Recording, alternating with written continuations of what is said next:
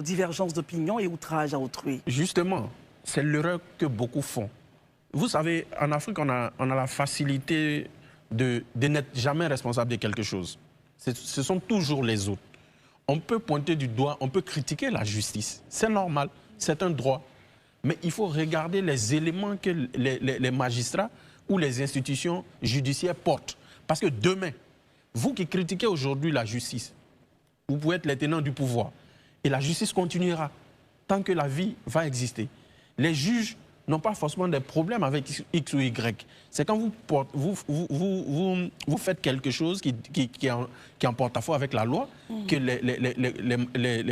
les agents judiciaires se posent sur votre cas. Revenons au cas de M. Yapo. Je pense que M. Komo a rappelé son parcours, ce n'est pas n'importe qui. C'est quand même quelqu'un qui est secrétaire exécutif du PDCI-RDA, l'un des plus grands partis politiques de Côte d'Ivoire.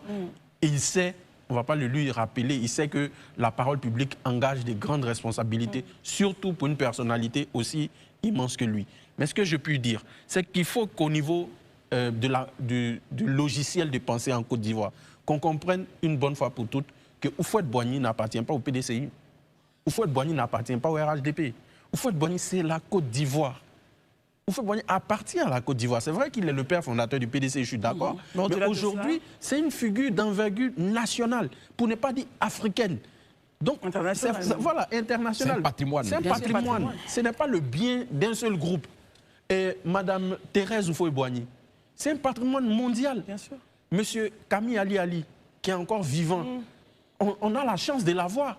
Il faut le célébrer sur le plan national au lieu de l'inviter dans des débats politico-politiciens. Monsieur Camille Ali, il a fait sa carrière. Elle a été brillante.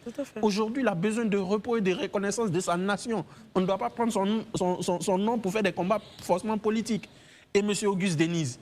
Donc c'est l'histoire de la Côte d'Ivoire. Il faut que les jeunes, les Ivoiriens sachent qu'il y a des noms qui sont l'histoire de la Côte d'Ivoire. Et personne ne peut se les approprier. Même s'ils ont appartenu à un camp politique, c'est une question de mémoire collective en fait. De Gaulle aujourd'hui en France, les socialistes l'ont combattu de son vivant. Mais aujourd'hui tout le monde est gaulliste.